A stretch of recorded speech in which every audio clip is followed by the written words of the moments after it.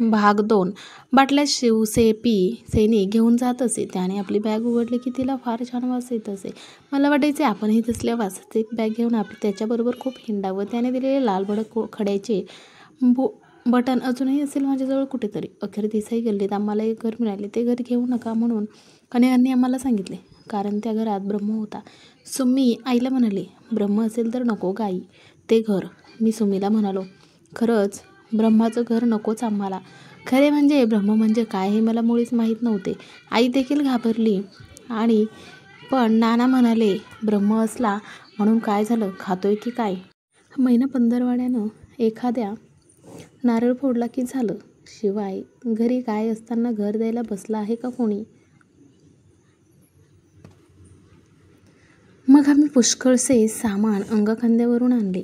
सामान आणताना नाना आईवर खूप संतापले. कशाला पाहिजे तुला इतकं सामान, इतके पाट, डबे, चुली, तुला सामानाचा मूर्खासारखा हव्यास. एकदा आराम खुर्ची खांद्यावरून आणताना नाना कशाला तरी ठेचाळले.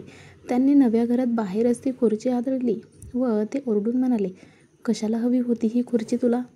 निष्कारण अडचण, पैशापरी पैसा फुकट. तर आई म्हणाली, मी कुठं आणली, घरी असावी एक म्हणून तुम्हीच तर आणलीत. मी काय बॅलिस्टर हाय खुर्चीत बसायला.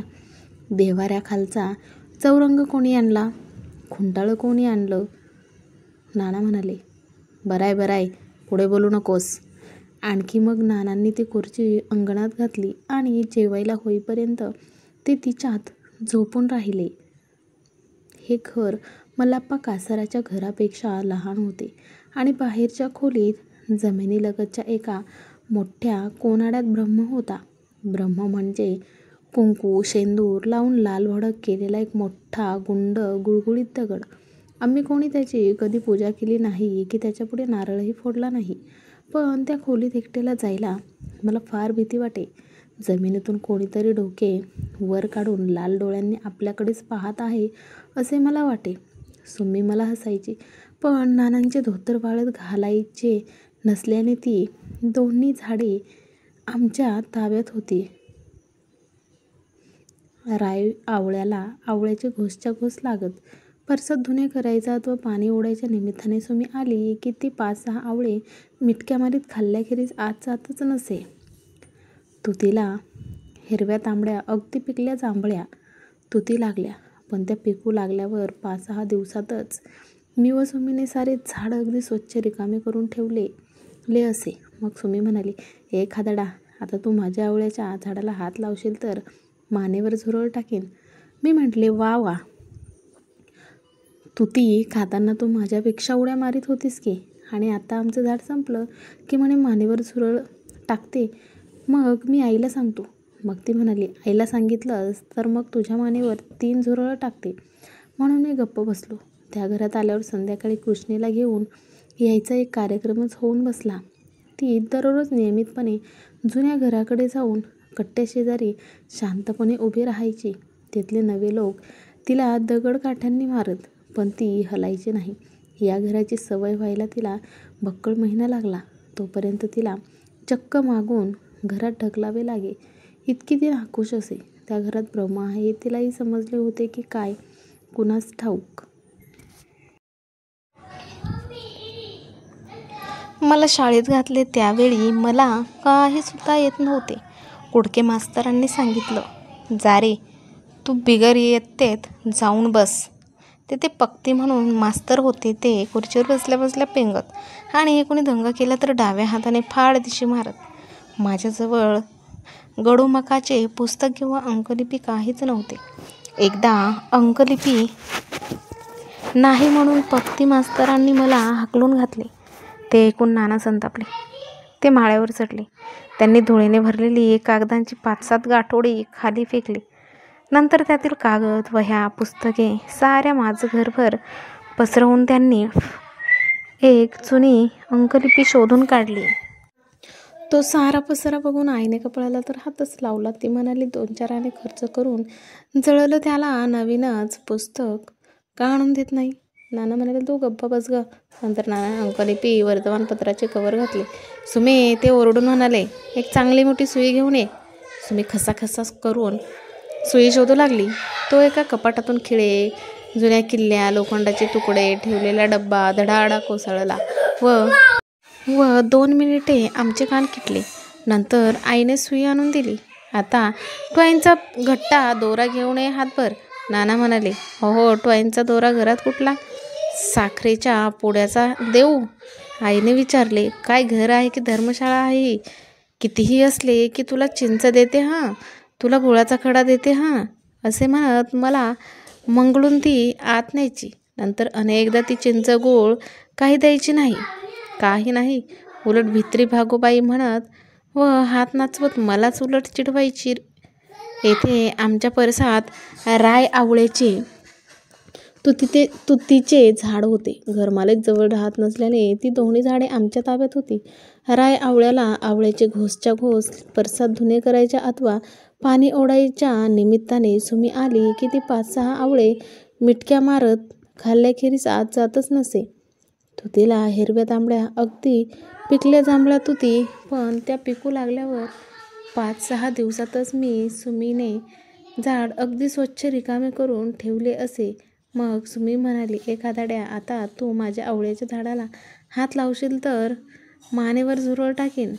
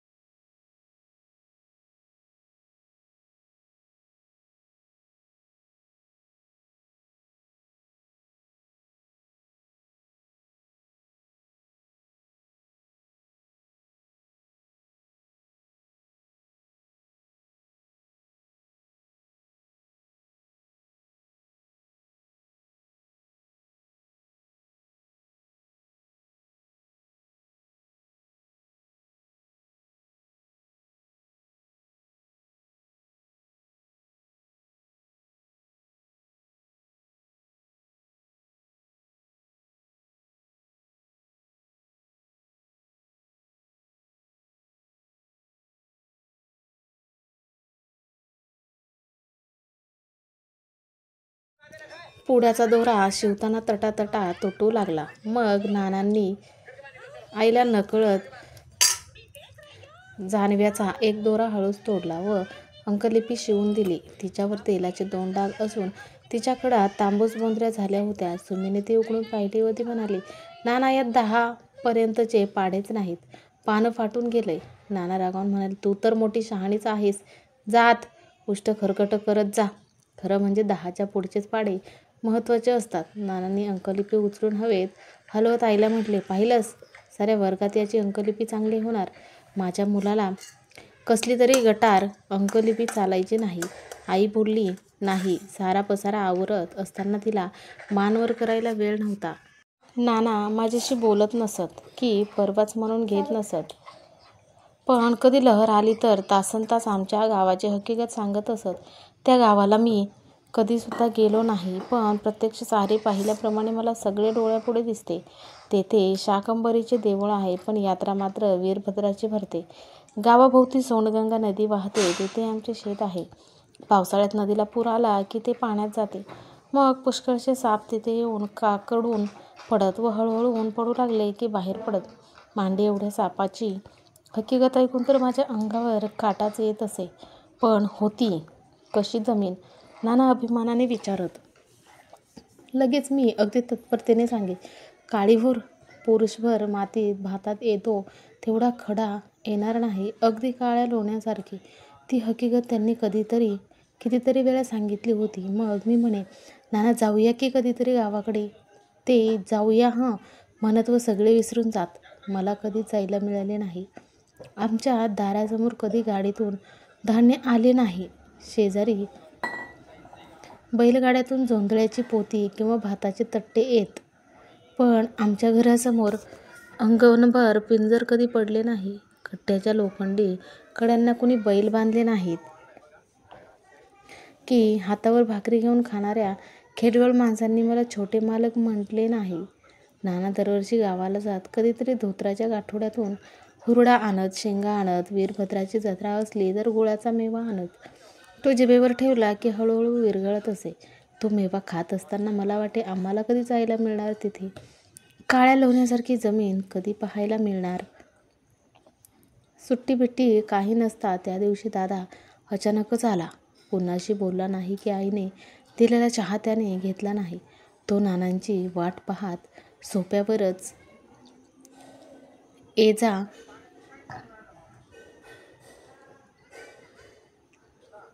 बसून राहिला. नाना आले. त्यांनी रुमाल काढून खुंटीवर ठेवला व त्याच्याकडे पाहत म्हटले, तू आलास होय? नाना, हे पत्र खरं का अगदी? तुम्ही सुमीचं लग्न ठरवलंय? दादाने विचारले. नाना म्हणाले, होय, तिचं लग्नाचं वय झालंय. पण तुम्ही तिला या म्हाताऱ्याच्या गळ्यात बांधणार स्वतःच्या हातानं? तुम्ही तिला त्या तसल्या घरात ढकलणार? पत्र खाली आपटत दादा म्हणाला, अरे माधव, तो म्हातारा कुठं आहे? तो फक्त बीजवर आहे. तुझ्या आईच्या लग्नात मी त्याच्यापेक्षा मोठा होतो. काय राहून गेलं आमच्या संसारात?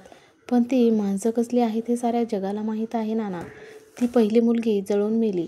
लोक खूप बोलतात. तुम्ही दरवर्षी गावाकडे जाता. तिथं देखील माणसं कुजबुजतात. जाणून बुजून नाना हे कसं करता तुम्ही? दादा मोठ्या आवाजात म्हणाला. तक्क्याला टेकून बसत विडी पेटवत नाना शांतपणे म्हणाले, अरे अपघात होतात, त्याला कोण काय करणार? माझं पहिलं लग्न झालं त्याची तुला माहिती नाही? माहेराला जायचं म्हणून नवं लुगडं नेसून ती पुऱ्या करायला बसली होती. मी बाहेर गेलो होतो. त्यावेळी पदर पेटून ती भासली. मी येऊन बघतो तो नुसता श्वास राहिला होता. आता बघ मी तिला जाळलं का? उगाच उचलली जीभ लावली टाळ्याला. करू नको. नाही नाना, हे लग्न मी होऊ देणार नाही. ती राहील 2 वर्ष तशीच. तोपर्यंत माझं शिक्षण संपेल, नोकरी लागेल. मग मी देईल तिला दुसरा कोणीतरी शोधून. सुमी आहे बावळट, पण 100त उठून दिसेल ती. नाना उठून ताड बसले. मी अगदी खाटेक आहे असं वाटतं नाही तुला? ते म्हणाले. त्यांचाही आवाज आता मोठा झाला. तू फार शहाणा, 2 बोकं शिकलेला. मला मन नाही, मुलीसाठी आतडं नाही, काही नाही. नाना एकदम थांबले व त्यांनी कपाळावर हात मारून घेतला. आता माझे दिवस फार राहिले नाहीत. एकदा गावाकडे जातो. तिथलं खत तिथेच टाकतो. मग तू काय करायचं ते कर बाबा. हे काय भलतंच बडबडता अपशकुनी? आई म्हणाली. मग तुलाही वाटतं ना मी मुलगी विकली म्हणून? नाना आईला म्हणाले. तसं कुठं म्हणते मी. उगाच पानाचं रान करून वनावना कशाला हिंडता? पण तो सुमीपेक्षा फार मोठा आहे. शिवाय माणसंही. पण आई अर्ध्यावरच गप्प बसली. सुमीला कोणी काही विचारले नाही. गुडघ्यावर हनुवटी टेकून ती. पुढील भागात बघूया सुमीचं लग्न होतं की नाही. तोपर्यंत चॅनलला सबस्क्राईब करा.